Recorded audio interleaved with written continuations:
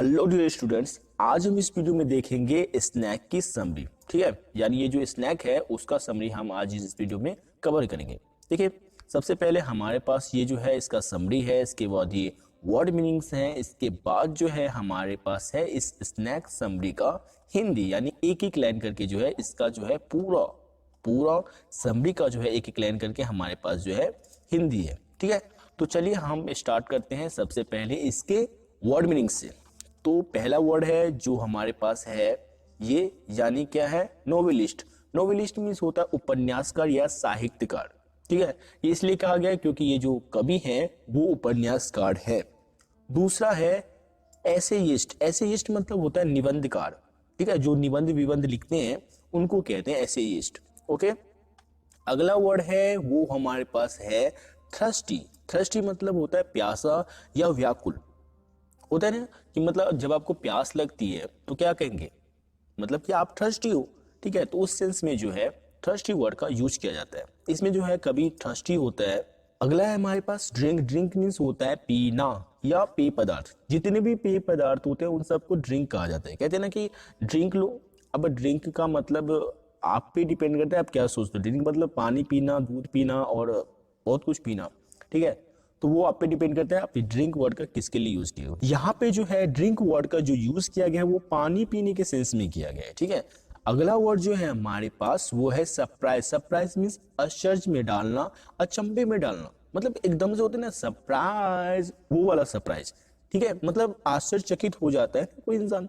तो उस वाले वर्ड के लिए जो है, यानी उस हिंदी वाले वर्ड के लिए जो है यहाँ पे सरप्राइज वर्ड का यूज किया गया है। मतलब कभी जो है इसमें एक स्नैक को देखते हैं और वो सरप्राइज हो जाते हैं कि अरे स्नैक, तो इसलिए जो है इसमें यूज किया गया सरप्राइज वर्ड का। अगला है साइलेंट। साइलेंट मीन्स होता है मौन, खामोश या शांत। कहते हैं ना साइलेंट हो जाओ मतलब शांत हो जाओ, तो उस सेंस में जो है यानी साइलेंट वर्ड का जो है मौन रहने के लिए किया गया। ठीक है, अगला है पीसफुल। पीसफुल मीन्स होता है शांतिपूर्ण या शांति प्रिय। तो शांति प्रिय या शांति पूर्ण के लिए जो है यहाँ पे पीसफुल का यूज किया गया है। इससे अगला है वो हमारे पास है पोलाइटनेस। पोलाइटनेस मीन्स होता है शिष्टा या भद्रता, आदाब। यानी क्या कि कोई अच्छे से पेश आता है ना कि बिल्कुल शिष्ट, उसी को कहा जाता है शिष्टता। ठीक है, यानी पोलाइटनेस। अगला वर्ड है हमारे पास वो है अफ्रेड। अफ्रेड का मीन्स होता है भयभीत, चिंतित, भयान्वित और डरा हुआ। मतलब डरा हुआ, डरा हुआ के सेंस में जो है यहाँ पे अफ्रेड का यूज किया गया है, यानी अफ्रेड वर्ड का जो है यूज किया गया। अगला है हमारे पास वो है सेंस। सेंस मीन्स होता है बुद्धि या समझ, चेतना, होश। ठीक है, तो इस वर्ड के लिए जो है यहाँ पे सेंस का यूज किया गया। अगला है ह्यूमर। ह्यूमर मीन्स होता है संतुष्ट करना, मान रखना या मिजाज। कहते हैं ना कि आपका सेंस ऑफ ह्यूमर बहुत अच्छा है, यानी आपका जो मतलब बुद्धि है, समझ है, वो बहुत अच्छा है। ठीक है, तो इस सेंस में यानी ह्यूमर यानी मिजाज के सेंस में जो है यहाँ पे इसका यूज किया गया। प्रिवेल्ड। प्रिवेल्ड मीन्स प्रचलित होना या जीत लेना या प्रबल होना। इस सेंस में जो है यहाँ इस वर्ड का यूज किया गया। अगला जो वर्ड है हमारे पास वो है निश्चित या असंदिग्ध। मतलब क्या कि निश्चित मतलब कुछ आप डिसाइड करते हैं कि हाँ मैंने ये डिसाइड कर लिया। डिसाइड मतलब क्या कि आपने ये निश्चित कर लिया कि हाँ मेरे को ऐसा करना है, कि मैं ऐसा करूं, ये मैंने डिसाइड किया। तो ये जो निश्चित आप कर लेते हो उस सेंस में जो है यहाँ पे डिसाइड वर्ड का यूज किया गया है। चलिए अगला देखते हैं हम। अगला हमारे पास है वो है होल। होल मीन्स होता है सुराख, छेद या छिद्र। मतलब होता है ना कि सुराख होता है, मतलब सुराख मतलब कहे तो क्या, सांप का आपने बिल देखा है, उसी को कहा जाता है सुराख यानी होल या छेद। मतलब कोई भी मतलब छेद हो उसे आप कह सकते हैं सुराख या छेद या बिल। ठीक है, अगला है हमारे पास picked up. Picked up means उठाया। ठीक है, कि मतलब इसमें क्या करते हैं, कभी एक छड़ी उठाते हैं, उस सेंस में जो है यहाँ पे पिक्ड अप का यूज किया गया। अब इससे जो अगला है वो हमारे पास है रिपेंट। रिपेंट मीन्स होता है पश्चाताप करना, पछताना, तौबा करना। मतलब आप कुछ काम करते हो, इसके बाद आपको पश्चाताप होता है कि यार मैंने ये ऐसा क्यों किया, तो इसको कहते हैं रिपेंट। ठीक है जी, इसके बाद है हमारे पास एक्साइल। एक्साइल मीन्स होता है प्रवास या वनवास। ठीक है, इससे अगला है वो है हमारे पास हाईलाइट। हाईलाइट मीन्स होता है प्रकाश डालना, समझा देना या स्पष्ट करना। मतलब इसमें जो किया गया है इस वर्ड का यूज उस समरी में किया गया है कि कभी हमें ये समझाते हैं या इस चीज पे प्रकाश डालते हैं, इस सेंस में जो है यहाँ पे हाईलाइट वर्ड का यूज किया गया है कि कभी ने इस चीज को हाईलाइट किया है। यानी इस चीज पे उन्होंने प्रकाश डाला है, इस चीज को उन्होंने समझाने की कोशिश की है। ठीक है, इससे अगला है वो हमारे पास है सिचुएशन। सिचुएशन मींस होता है दशा, हालत, परिस्थिति। कहते हैं कि उसकी सिचुएशन अच्छी नहीं है, मतलब उसकी हालात जो है या दशा जो है या परिस्थिति जो है वो अच्छी नहीं है। यानी दशा, हालात, परिस्थिति, इसके लिए जो है सिचुएशन वर्ड का यूज किया जाता है। ठीक है, अब जो है हमारे पास यानी ये वर्ड मीनिंग हमारा खत्म हो चुका है और अब हमारे पास है समरी।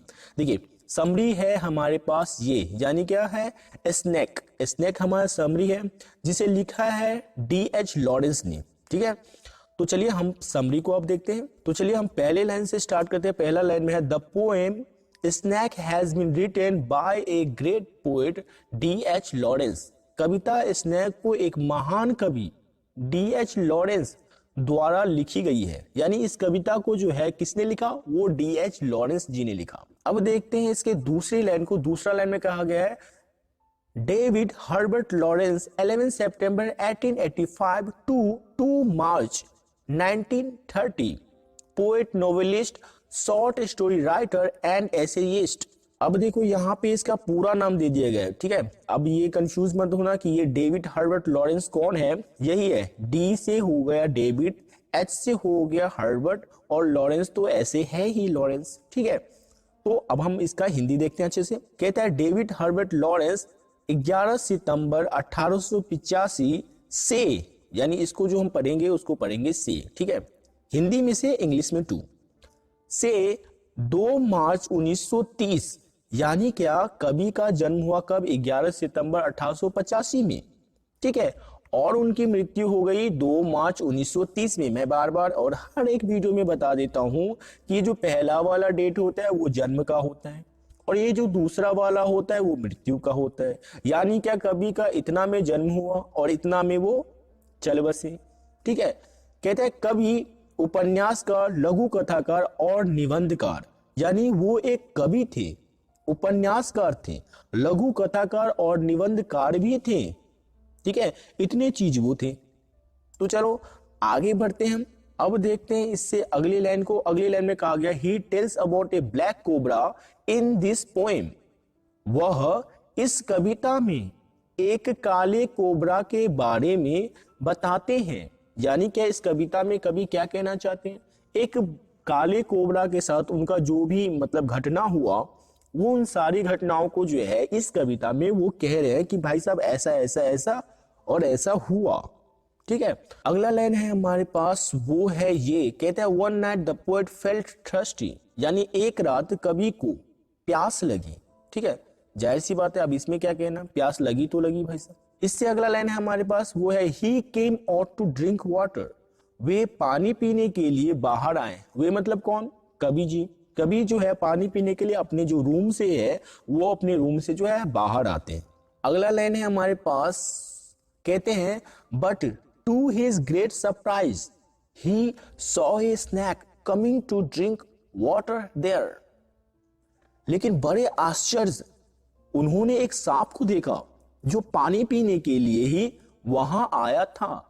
मतलब जब वो बाहर निकलते हैं, यानी कवि महोदय जब बाहर आते हैं पानी पीने के लिए, तो उन्होंने क्या देखा कि उन्होंने देखा कि वहां पे एक सांप था जो कि पानी पीने के लिए ही आया था। मतलब उनसे पहले उनको भी प्यास लगी, यानी सांप को भी प्यास लगा और वो पानी पीने के लिए वहां पे आया था जहां पे कवि जी गए पानी पीने के लिए। वो एकदम से सरप्राइज हो जाते, आश्चर्यचकित हो जाते, अरे भाई साहब सांप है। तो वो इस तरह से जो है रिएक्ट करते हैं। ठीक है, इससे अगला लाइन देखते हैं, ये वाला लाइन है। अब देखते हैं हम इसको, the snake looked good, silent and peaceful. सांप अच्छा, चुप और शांति प्रिय था। मतलब क्या कि कुछ भी वो इस तरह का हरकत नहीं कर रहा था जिसपे कवि को मतलब लगे कि यार ये बहुत ही अजीब है या कुछ अलग है। तो बहुत ही शांत, चुप और बहुत ही अच्छा दिख रहा था, मतलब देखने में भी वो बहुत अच्छा था। ठीक है, वो कवि जी बता रहे हैं। इससे अगला लाइन है हमारे पास, वो है ये, कहता है see it's politeness the poet did not become afraid at all. उसकी विनम्रता को देखकर, जब उनको देखते हैं, यानी उसकी मतलब किसकी, सांप को जब वो देखते हैं तो कवि को बिल्कुल मतलब ऐसा नहीं लगता है कि यार इसको मतलब मारना चाहिए या कुछ भी इस टाइप का। उन्हें बिल्कुल भी उससे डर भी नहीं होता कि मेरे को काट लेगा वगैरह वगैरह, कुछ भी नहीं। बिल्कुल उनको भय नहीं हुआ। ठीक है, वही जो है इस लाइन में कहा गया है। इससे अगला लाइन है हमारे पास, वो है ये, कहता है soon a sense of humour prevailed in him, शीघ्र ही उनके अंदर विनोद का भाव आया।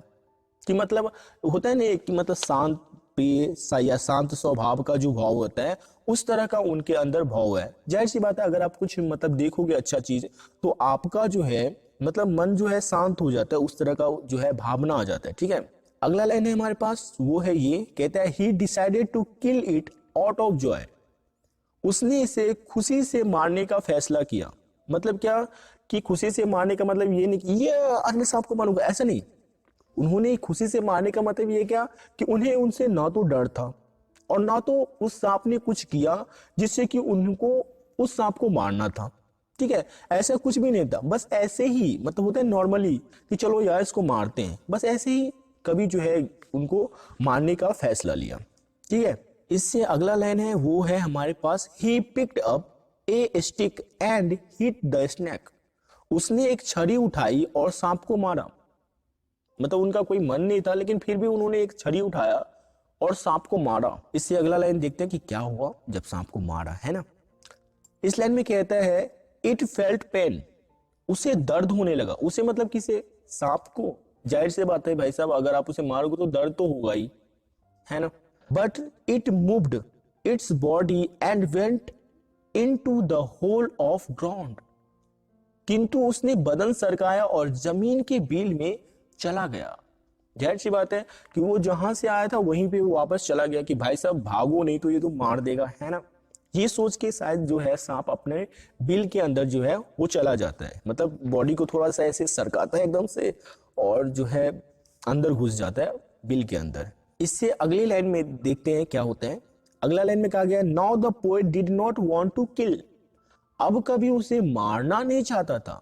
ठीक है, कि मतलब उसको मारना ही है, ऐसा कुछ उन्होंने नहीं सोचा। ठीक है, अगली लाइन में देखते हैं, काफी इंटरेस्टिंग हो गया अब ये, कहता है but he was afraid that if left hurt it would surely bite him, लेकिन उसे इस बात का भय था कि अगर घायल छोड़ दिया तो वह निश्चित रूप से उसे काटेगा।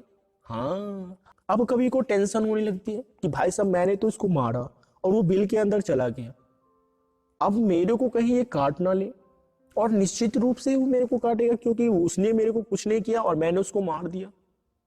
अब तो भाई साहब बदला लेगी वो सांप, जरूर बदला लेंगे। अब भाई साहब होते नहीं फिल्मों में कि अब मैं बदला लूंगी या लूंगा, अब कभी को बहुत टेंशन हो रही है भाई साहब। मारने में तो बड़ा अच्छा लगा है। अगला लाइन देखते हैं, कहता है he began to repent for his deeds as it looked simple and innocent, वह सरल और निर्दोष लग रहा था। वह मतलब कौन, सांप। सांप सरल और निर्दोष लग रहा था, चूंकि उन्हें अपने कर्मों के लिए पश्चाताप होने लगा। उन्हें मतलब कभी को जो है अपने कर्मों के लिए, मतलब उन्होंने जो किया, क्या किया, सांप को मारा, इन कर्मों के लिए जो है उन्हें पश्चाताप होने लगा कि भाई साहब मैंने उसको मारा क्यों, है ना। ये मैं पहले भी बता चुका हूं। उसे काफी टेंशन होने लगी कि यार मैंने उसको मारा क्यों, मेरे को मारना ही नहीं चाह रहा था, वो कितना अच्छा सरल और निर्दोष लग रहा था, उसने मेरे कुछ भी नहीं बिगाड़ा, फिर भी मैंने उसको भगा दिया, उसको मार दिया, हे भगवान। अगले लाइन में देखते हैं वो क्या कहता है, कहते हैं टू हिम, मतलब उनके लिए, किन के लिए, कवि के लिए, the snake seemed like king in exile, यानी कवि जो है, यानी कवि के लिए, यानी उनके लिए मतलब क्या, कवि के लिए जो है सांप एक निर्वासित राजा की तरह लग रहा था। मतलब एक राजा होते हैं ना जो कि क्राउन व्रॉन पहने रहते हैं, मतलब मुकुट मुकुट, उस टाइप का जो है उन्हें राजा जो है वो लग रहा था। इतना मतलब उनकी इमेज कवि को भा गया था कि मतलब क्या ही पूछो। ठीक है, इससे अगला लाइन देखते हैं। इस लाइन में कहता है he wanted to see it again, इसे फिर से वो देखना चाहते थे। इसे मतलब सांप को अब जो है कवि को फिर से देखने का मन कर रहा था कि यार एक बार सांप को मैं देख लूं, बट ऐसा कैसे हो सकता है कवि जी, वो तो चला गया अपने बिल के अंदर, है ना। अब इस लाइन में देखते हैं क्या कहा गया है। इस लाइन में कहा गया in snake the snake is an exiled king, snake में सांप एक निर्वासित राजा है। स्नैक मतलब क्या, इस पोएम में, यानी इस पोएम का नाम क्या है, स्नैक। तो इस स्नैक पोएम में सांप एक निर्वासित राजा की तरह है। ठीक है, इससे अगला लाइन देखते हैं हम। ये है हमारे पास इसका अगला लाइन, कहता है दस this is a beautiful poem, यानी इस प्रकार यह एक सुंदर कविता है। वाकई ये बहुत सुंदर कविता है, मतलब मजा आ गया इसे पढ़ के। इस लाइन को देखिए, यानी इससे अगले लाइन को कहते हैं in this poem the poet highlights the ever changing and dual nature of the human beings. इस कविता में कवि मानव के हमेशा बदलते और दोहरे स्वभाव पर प्रकाश डालता है।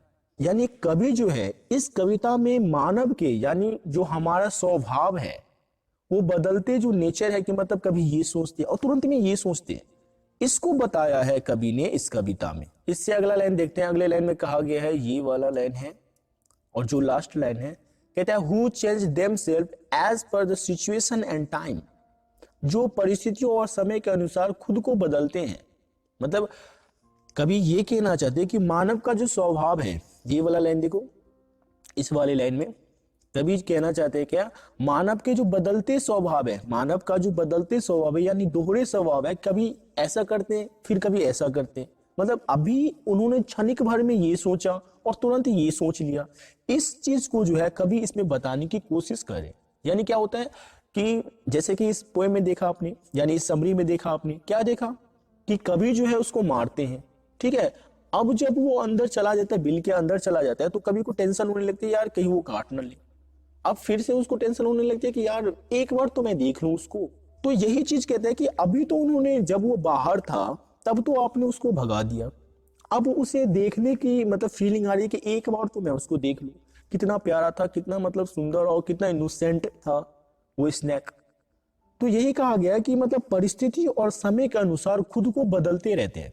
रियल लाइफ में भी होता है कि आप भी कुछ काम करते हो, कुछ भी करते हो, तो एक साइड क्या सोचते हो कि ऐसा करना चाहिए, दूसरे साइड के तो नहीं नहीं ऐसा नहीं करना चाहिए।